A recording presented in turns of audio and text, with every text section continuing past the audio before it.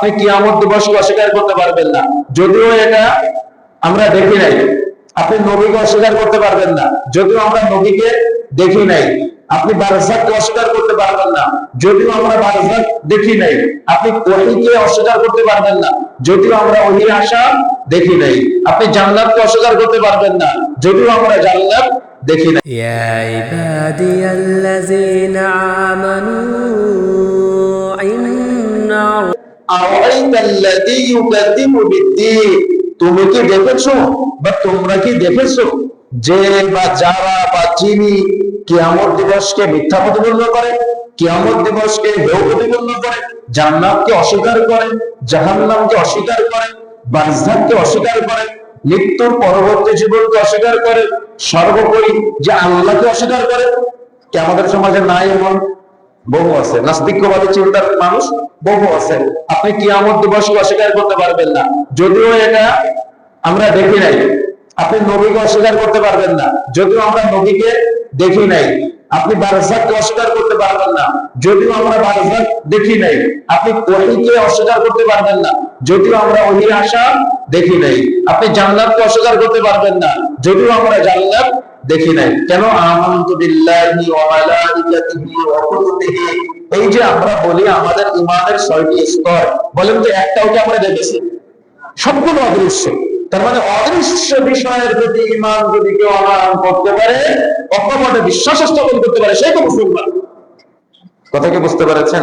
তো যদি কোনো ব্যক্তি কোনো একটাকে অস্বীকার করে, সেই মুসলিম থাকতে পারে না।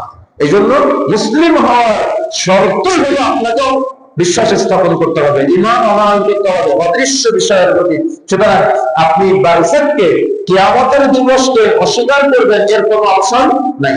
আল্লাহ বহু জায়গায় বহুভাবে বলেছেন, হাল আতাকা হাদিসুল গাশিয়া ইদা যুলজিলাতিল আরদু জিলজালাহা, যখন প্রচন্ড আকারে জমিন প্রকম্পিত হবে। কখন প্রকম্পিত হবে ভাই? কখন হবে? কিয়ামত দিবসে। হাল শব্দের অর্থ কি? আতাকা, তোমাদের কাছে পৌঁছে গিয়েছে। হাদিসু শব্দের অর্থ হলো বর্ণনা, সংবাদ, খবর। আর গাশিয়া কিয়ামতের, তার মানে কিয়ামতের সংবাদ কি তোমাদের কাছে পৌঁছে গিয়েছে? তার মানে আল্লাহ কিয়ামতের সংবাদ পৌঁছে গিয়েছে কিনা জিজ্ঞাসা করেছেন। তার মানে কোরআন মাজিদের মধ্যে বহু জায়গায় কিয়ামতের বর্ণনা আমাদের জানানো হয় নাই, বহুভাবে জানানো হয়েছে। সুতরাং যদি কেউ অস্বীকার করে, সূরা আল মাউনের 1 নম্বর আয়াতে আল্লাহ সুবহানাহু ওয়া তাআলা নিজেই ঘোষণা দিয়ে বলছেন সে হলো অপরাধী। সুতরাং আল্লাহর অস্তিত্বকে অস্বীকার করা যাবে না, বিশেষ করে উলুহিয়্যা, রুবুবিয়্যা এবং আসমা ও সিফাতের ক্ষেত্রে। এবং আল্লাহ সুবহানাহু ওয়া তাআলা যে বিষয়গুলো বলেছেন, নবী মুহাম্মদ সাল্লাল্লাহু আলাইহি ওয়াসাল্লাম যে বিষয়গুলো স্বীকৃতি দিয়েছেন, যদিও বিষয়গুলো অদৃশ্য, কিন্তু আমাদের ঈমান আনয়ন করতে হবে। যদি কেউ বিন্দু পরিমাণ অস্বীকার করে, তার মৃত্যু হবে অমুসলিম অবস্থায়। এই জন্য কোন প্রকার অস্বীকার করার কোন অপশন নাই। আমাদের সমাজে মুতাজিলাদের একটা আকীদা আছে, বলে আল্লাহ তো নেকি, আমরা নেকি দেখতে পাই না। নেকি দেখতে পান নাকি আপনারা? পাপ দেখতে পান? পাপ আপনি বলেন না যে জীবনের পিছনে বহু পাপ করেছি, পাপ কি দেখেছেন কোন সময়? বলেন না জীবনে বহু নেকি অর্জন করেছেন, নেকি কি দেখেছেন কোন সময়? তো আমাদের সমাজের এক শ্রেণীর মানুষ আছে এই কথাকে কেন্দ্র করে বলে, যেটা দেখা যায় না সেটা আবার আল্লাহ মাপবে কিভাবে? যেটা পরিমাপ করা যায় না সেটা আল্লাহ আবার মাপবে কিভাবে? নাউযুবিল্লাহ বলবেন না তো? আচ্ছা, আমি যদি আপনার কাছে প্রশ্ন করি, আপনি তো আল্লাহর ক্ষমতা নিয়ে প্রশ্ন তোলেন, আমি একটু আপনার কাছে প্রশ্ন করি। আচ্ছা, আপনাদের জ্বর হয়? জ্বর হয়, জ্বর কি দেখা যায়? তো জ্বর বিশ্বাস করেন না?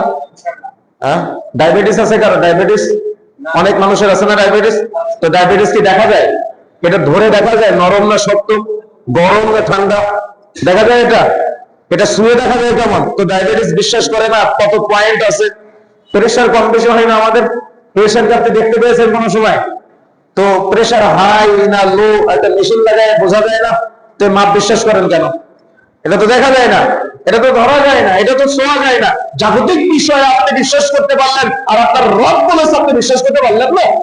সামান্য দুনিয়ার একটা পাউরুটি বানায়, যে ও পাউরুটি বানানোর পরে বলতে পারে এটার রং এমন হবে, এটার স্বাদ এমন হবে, এটার গন্ধ এমন হবে, এটার মেয়াদ এতদিন, বলতে পারে না? তো তার কথা আপনি বিশ্বাস করতে পারলেন, আপনার রবের কথা বিশ্বাস করতে পারবেন না আপনি? এটা হলো ঈমানের ঘাটতি থাকার কারণে আমাদের সমস্যা গুলোই বেশি বেশি হচ্ছে।